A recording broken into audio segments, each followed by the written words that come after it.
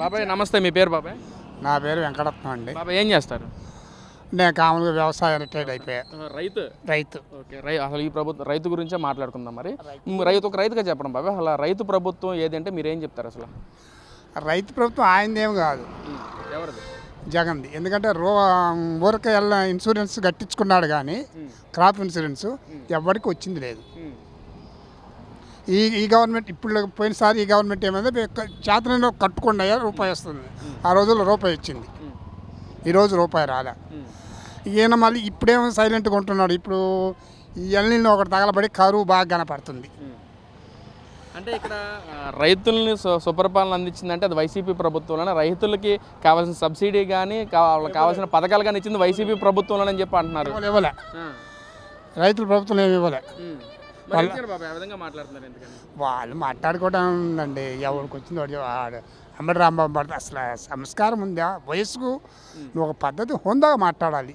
ఇప్పుడు నేనున్నా నా కొడుకు ఇస్తా, నా కొడుకు ఇస్తా, అది కరెక్టా? అది కరెక్ట్ కాదు. అతను సరిగా చేయలేదు, ఇతను చేస్తున్నాడు అను, తప్పులేదు. నీ అభిమానం ఉంది, మా గవర్నమెంట్ బాగా చేస్తున్నాడు, తప్పులేదు. దానికి ఎవరు నువ్వు వ్యక్తిగతంగా దూషణకి వెళ్ళటం అది కరెక్ట్ కాదు. అది నా అభిప్రాయం. అయితే అంటే ఇక్కడ 2 సంవత్సరాల పాలన అసలు ఎలా ఉంది బాబాయ్? 2 సంవత్సరాల పరిపాలన సైలెంట్గా ఉంది. సైలెంట్గా ఏ పరంగానైనా ఎవరి పని వాడు చేసుకుంటున్నాడు అంతే. మరి గతంలో ఎలా ఉంది?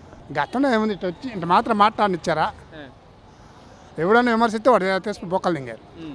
ఇప్పుడు అదేం లేదు.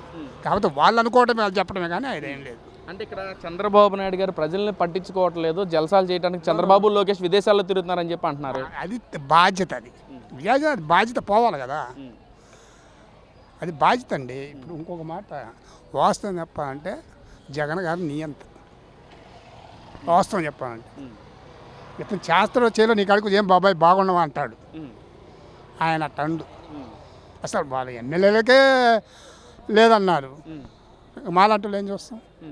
అంటే ఇక్కడ జగన్మోహన్ రెడ్డి గారు గెలిచిన తర్వాత ఎప్పుడు చూసినా ప్రజల్లోనే ఉన్నారు, ప్రజల మనిషి జగన్మోహన్ రెడ్డి. ఇక్కడ చనిపోయిన బతికిన జగన్మోహన్ రెడ్డి ఫోటో ప్రతి ఇంట్లో ఉండాలి, ప్రతి మనిషి గుండెల్లో ఉండాలని అంటున్నారు. అంత సీన్ లేదు మాట.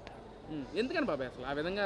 అతను నియంతలాగా ఉంటాం. అతను ఏమైందంటే మురిగే కుక్కకు ఒక కవలం వేస్తే కుయ్యి కుయ్యి కుయ్యి అంటుంది. అంటే ఇది కరుస్తుందని కుక్క ఏదైనా ఒక బిస్కెట్ కానీ ఏదైనా వేస్తే నిన్ను చూడగానే అది మొరగదు, నువ్వు దొంగతనానికి వచ్చినా కూడా.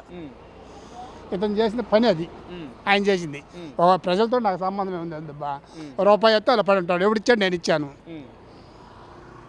అంటే ఇక్కడ ప్రజలు కూడా తీవ్ర వ్యతిరేకత ఉన్నారని చెప్పి అంటున్నారు బాబా. ఏం లేదండి, ఆయనకి ఆయన అనుకోవటమే. వ్యతిరేకత అయితే ఏం లేదు. ఇంకా ఆ పిచ్చోళ్ళు అభిమానం ఉన్న పిచ్చోళ్ళు ఎవరైనా వెనకెళ్ళి ఏం చేస్తాం, ఆయనకెళ్ళి అని చెప్పుకుంటారు, అది కామను. బాబా ఇక్కడ 2 సంవత్సరాల పాలనలో అసలు మీరు ఎలాంటి మార్పులు గమనించారు? డెవలప్మెంట్ పరంగా కానీ, యువతకు పరంగా, జాబుల పరంగా కానీ? మార్పుల పరంగా అయితే ఆయన సిస్టమేటిక్గా వెళ్తున్నాడండి చంద్రబాబు. ఆయన ఎక్కడైనా అంత మట్టి పోసారు రోడ్లకు. రోడ్లు ఆడ చూడు రోడ్లు బాగున్నాయి. ఆ అమరావతి ఏదో ఆయన ఇష్టం వచ్చినవి చేస్తున్నాడు. ఎందుకు ఇంత తప్పు అంటాడు? ఇల్లు కట్టుకోవాలి, తప్పు తేకుండా ఎట్టయిద్ది? నేనేదో మావిగాని అంటాడు. నీకు ఈ సెంటర్లో ఒక 100 గజాలు చోటు ఖాళీకి ఇవ్వమంటే ఇస్తారండి ఎవరన్నా? అంటే ఇక్కడ చంద్రబాబు నాయుడు గారు అమరావతి పేరుతో కొన్ని వేల కోట్లు దోచుకుంటున్నాడు, తన బెనామీలకు మొత్తం కట్టబెట్టేస్తున్నాడు అంటామండి. అవన్నీ అవసరం మాటలు. గతంలో ఈయన కాదు, నా వయసు 65, నేను దగ్గరగా 85 కానించి 82కు నాకు ఓటు వచ్చింది. అప్పటి నుంచి ఉన్న జగన్ పాలనలో ఎమ్మెల్యేలు దోసుకున్నట్టు ఏ పాలన చేసుకోవాలి. వాళ్ళ నాయన మంచివాడు, మన కాదు. వాళ్ళ నాయన దగ్గర నేను వెళ్తే వాస్తవం చెబుతున్నా, భుజమే చేసి పెద్ద ఆయన ఏంటి మన పరిస్థితిని అడిగాడు. అదే ఈయన దగ్గర లోటస్ పాండ్ వెళ్తే మా ఎమ్మెల్యే టికెట్ ఇవ్వమని మేము ఉదయం సుమారుగా 150-200 కార్లు పెట్టుకొని వెళ్తే ఉదయం 6ంటికి ఆయన ఇంటి దగ్గర పోతే ఈ టయాన వైజాగ్ వెళ్తే బయటికి కానొచ్చింది, కానీ కానొచ్చారు ఆవిడ. అలాంటి అహంకారి, వాస్తవం ఒక మాటలో అహంకారేనా కావచ్చు, అహంకారి, అది వాస్తవం. అంటే బాబాయ్ ఇక్కడ అమరావతి పరంగా చూసుకున్నట్లే అమరావతిలో వేల కోట్ల స్కాములు జరుగుతూ ఉంది. అలాంటి స్కాములు జరగకుండా రాజధాని కావాలంటే అది మావిగంతోనే సాధ్యం అని చెప్పి జగన్మోహన్ రెడ్డి గారు మాట్లాడుతున్నారు. కాదు, ఇక్కడ ఆడ దొరుకుద్ది చెప్పాడులే, ఆడ దొరుకుతుంది నీకు పక్కన ఎవడిస్తాడు? ఆ రోజున వాళ్ళు ఏదో ఆయన మీద పిచ్చితోటి ఇచ్చాడో భయపడిచ్చాడో, నేను ఇస్తామని ఇచ్చేసా, అది జరిగింది. ఇవాళ ఆయన పక్కన తీయాలంటే కష్టమే. సరే మళ్ళీ నమ్మిస్తున్నాను అనుకో, అది కష్టం, అది విషయం. అంటే మరి జగన్మోహన్ రెడ్డి గారు నమ్మి ఉన్న భూములు ఇస్తారా బాబాయ్? ఒక్కడే 1 సెంట్ ఇవ్వడు. ఒక్కడొక సెంట్ ఇవ్వడండి, అది వాస్తవం. ఎందుకని ఆ విధంగా? ఆయన ఏంతండి, ఆయన చెప్పలేడు, శాస్త్రం నమ్మకం లేదు. మాది దర్శి నియోజకవర్గం, నేను యథార్థం చెబుతున్నా. నేను టీడీపీ ఫస్ట్, తర్వాత నేను 1995లో మాకు వాళ్ళకి పడలేదు, 95 ఎలక్షన్లో పడకపోతే మేము కాంగ్రెస్కి వెళ్ళిపోయాము. కాంగ్రెస్లో మేము ముగ్గురు మా విలేజ్లో నాయకులు, రాజశేఖర రెడ్డి కాడికి 4-5 మట్టిపోయాం. విషయం చెబుతున్నా. అంతకుముందు టీడీపీ ఎమ్మెల్యేస్ కానీ కాంగ్రెస్ ఎమ్మెల్యేస్ కానీ అబ్బా వీళ్ళు లంచగొండోలని పేరు రాలే. పోయినసారి మధ్య నేను వేణుగోపాలను పెడితే అంత అవినీతి పడని పేరు వచ్చింది. తర్వాత అది తిన్నాడో తినలేదో నాకు తెలియదు. పేరు బాగా.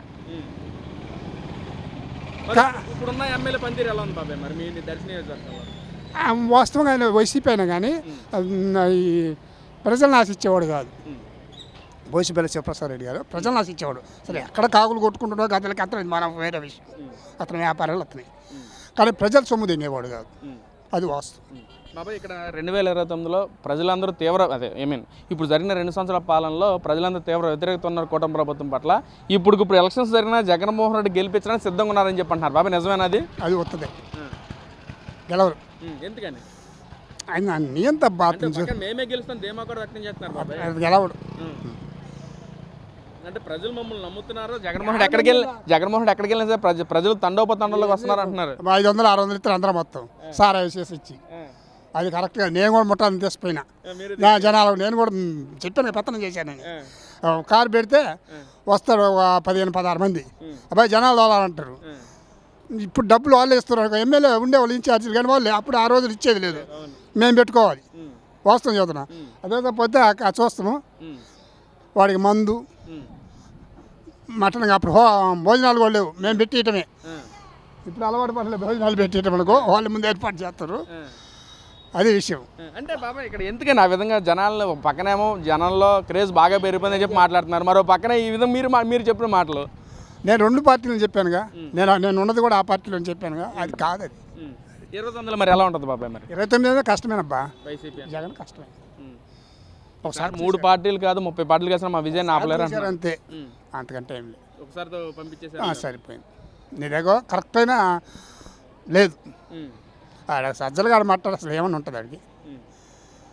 ఆయన మావిగానే అన్నాడు, మళ్ళీ ఏమంటారు విజయవాడ అంటున్నాడు. అసలు బుద్ధి ఉంటుంది ఆయనకి. అంటే మరి ఇప్పుడు డిజిటల్ బుక్ కూడా క్రియేట్ చేసిన జగన్ 2.0 అంటున్నారు బాబాయ్. ఛాన్స్ చూస్తాను మిటల్లో, వీటిని చూసి ఇవ్వడానికి యాత్ర అవన్నీ జరగాయి. థ్యాంక్ యూ బాబాయ్.